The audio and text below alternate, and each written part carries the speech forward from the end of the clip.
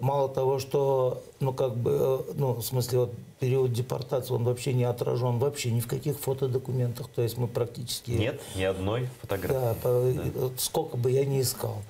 Ни одной.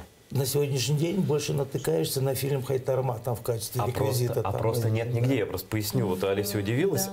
Все очень просто. Фашисты документировали свои преступления. Они фотографировали, в концлагерях евреев снимали, там они гетто снимали, они фотографии отсылали там своим родственникам, хвастались этим, да.